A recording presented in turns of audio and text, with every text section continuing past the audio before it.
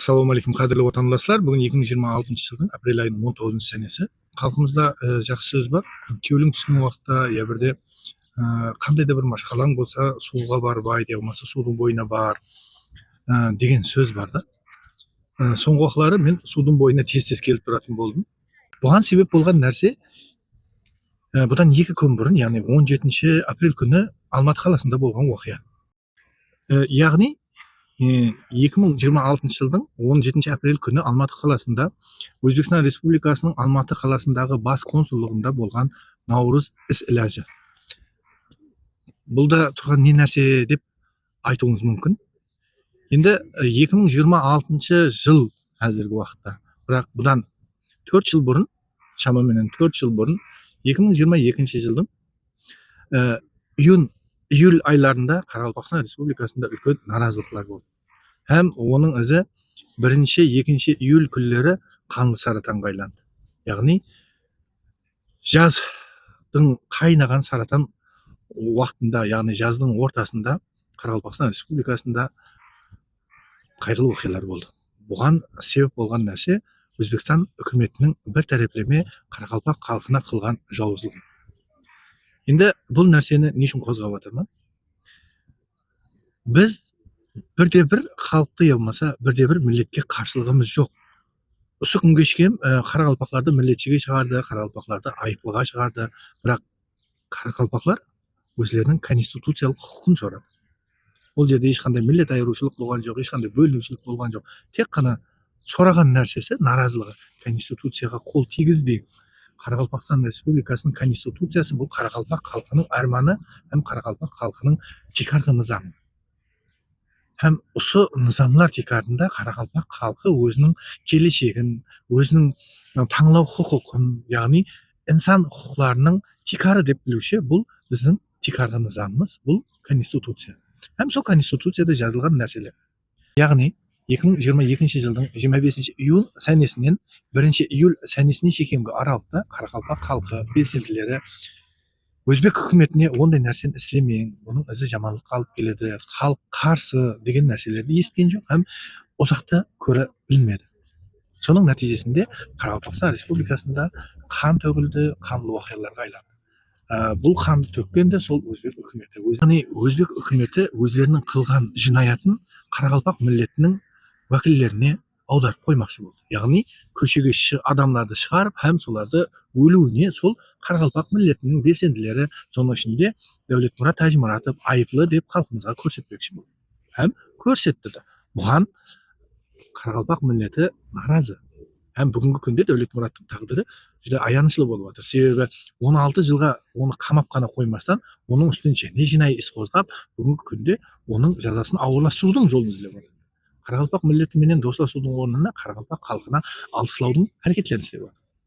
Һәм 17 апрель күні, яғни бұнdan 2 күн бұрын болған оқиға Алматы қаласындағы не үшін менің ғазабымды оятты. Сол қанды саратан оқиғаларына Өзбек үкіметінің алып барып отырған саясаты, һәм Өзбек үкіметінің қылған саяси қателіктері, сонымен біргелікте сол Өзбек үкіметінің системасында істеуші адамлардың қателіктері, жауыздықтары, һәм басқа да халқымызға жинаятлары. Ол жинаятлардың ішінде айыппұлдарын табу керек деген талапларымыздың орындаудың орнына Ұсы Қошқарбай көп сөйлеп жатыр деп Жамаладдин деген сол консульствода істеуші СМБ-ның, яғни мемлекеттік қауіпсіздік қызметінің уәкілі, бүгінгі күнде ол Ақтау қаласындағы Өзбекстанның бас консулдығында бас консул. Сол адам Ақылбек Мұратовты шақырып алып, Қошқарбай қатты сөйлеп жатыпты, сол 4 июль күні жүре қатты сөйлеп жіберді деп 25 август күні менің үстімнен жинай іс қозғалды. Ақтау қаласындағы Өзбекстан Республикасының бас консулдығы сол Маңғыстау облысы бойынша Қарақалпақтардың этномәдени орайының ақсақалы, марқұм Қарақалпақтың жетекшісі, азаматы, Қарақалпақ азаматы Нетбай Оразымбетовке үлкен жинаятлық болды. Яғни оның істеген құжаттарын Өзбекстан Республикасының Ақтау қаласындағы бас консулдығы өздерінің істеген берген құжаттарынан бас тартты. Һәм жинаятының нәтижесінде Нетбай Оразымбетовтың Қазақстан Республикасынан алған азаматлығына күмән тудыртып, һәм Қазақстан Республикасынан оның азаматлығын бекар кылууду талап этти. Сонун натыйжасында Нетбай агамыз, аксакалыбыз, өзөңгүлесибиз, замандашыбыз, алдымыздагы жетекчimiz бул окуяларды көтөрө алмастан ден соолугу төмөндөп арамыздан кайтыс болду. Яғни Нетбай Оразымбетовтун өлүгүнө айыплы сол Өзбекстан Республикасынын бас консулу. Сонун менен бирге Алматы каласындагы Лума Казакстандагы барлык белсендилерди куудалап, һәм олардын үстүнө жинай иш козгоодо сол Алматы каласындагы бас консуллук, Актау каласындагы бас консуллук, Астанадагы Өзбекстан Республикасынын элчиканасы айыплы. Һәм Канды Саратан окуяларынан кийинки болгон окуялардын бәринде, мисалга айтайык, сол Өзбек өкмөтү азаматларыбызды бала чагасынын көзүнчө, перзентлеринин көзүнчө, улунун, кызынын көзүнчө корлап һәм уруп, согуп, чаңырак агзаларына да коркутуу, үркүтүү болду. Солардын үлкөн мисалы Мустафа Турсунбаев, бул Нөкөс онлайн YouTube каналынын ээси еді, мархум арамыздан өтүп кетти. Сол азаматымыздын үйүнө бастырып кирип, сол Канды Саратан окуялары болуп атырган убакыттын өзүндө да бастырып кирип, тууган туускан, яғни әкеси, шешеси, бала чагасынын көзүнчө, яғни аялы һәм кызларынын көзүнчө уруп, согуп, Мустафанын кабыргаларын сындырган. Мустафанын әкесин һәм шешесин автомат кундаклары менен уруп кулаткан, талдырган. Жүклө, яғни аягы ауыр Мустафанын келинчегин де сол автоматтын кундагы менен уруп, эсинен талдырган. Bunun бәрі Мустафанын үйүндө болгон окуялар. Һәм Мустафа Турсунбаев үстүнөн жинай иш козголуп, һәм арамыздан камакканада, яғни Ташкенттеги Табаксайдагы нөмір 7 жазаны өтөө колониясында арамыздан кетти. Булардын бәрин иштеген Өзбек өкмөтү. Бул нерселерди мен үчүн айтып атам. Себеби Каракалпак калкында сөзүңдү тыңлар ага калмады. Төрөлүк сөзүн айтатын аксакал калмады. Төрөлүк сөзүн айтатын аксакаллар, менин жасым 98-де, сиздин ар бир ширин сөзүңүз биздин калкыбыз үчүн майдай жагып атырды деп, орнунан тура алмастан Мирзиёевдин ернинен сүйүп, тилин жалап өткөн. Буну төрө деп айтпайт, буну калк душмандары деп айтат. Бул нерселерди айткан убактыбызда биздин калк каттыга өзүнчө намысланат.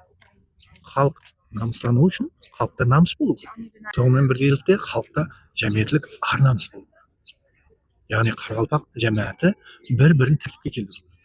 Біздердегі бір-бірін тәртіпке келдіру, хақиқатлыкта сөйлеген адамды топарлардан шығарып салу. Тек қана өзіне айт, бізге айтпай қой, біздің айыбымыз жоқ деген сөздер менен ғана шектелип қалып жатат. Яғни Каракалпак жамиаты Каракалпактарды өздері тәрбиелеудің орнына қайта терісінше хақиқатлыкта сөйлеген адамдарды ғана басып таслап, ұрып, жаншып, я болмаса топарлардан шығарып жіберіп, олардың сөзін дұшпанлық көріп, бұның бәрі құллық сана. Бұл саналар хақында мен бүгін тікелей эфирде айтып өтемін. Бірақ қазір айтайын деп отырған нәрсем, Каракалпак халқына үлкен қиянат істеліп отыр. Яғни ар намыс бүгінгі күнде аяқ асты болып жатыр. Бұларға себеп Өзбекстан Республикасының консуллығында, я болмаса елшіханасында өткеріліп отырған әр бір іс илажға Каракалпак халқы намысланып, бізге қылған сол жауыздықтарыңызды мойындамағанша біз бармаймыз деп табан тіреп тұрып алмастан, сол Канды Саратан оқиғалары біткеннен кейін, июль айында болған Канды Саратаннан кейін, сентябрь айындағы Өзбекстанның елшіханасында, консуллығында өткерілген іс-илажларға сол Каракалпак уәкілдері барып, сол жерде Өзбек үкіметінің берген бір қасық палауын жеп мәс болып отыр. Яғни туған туысқандарымыз, отандастарымыз, азаматларымыз құрбан болып өліп жатыр, һәм соларды өлтірген үкіметтің берген бір қасық ауқаты үшін сол жерге барып мәс болып отыр.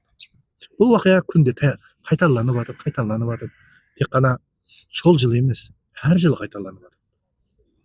Айтайық, сол 17 апрель 2026 жыл, яғни bundan 2 күн бұрын Алматы қаласындағы бас консуллығында Өзбек үкіметінің берілген Наурыз іс-илажында Каракалпак уәкілдері сол жерде мәс болып жүрді. Бұның бәрін және социал тармақларға тарқады.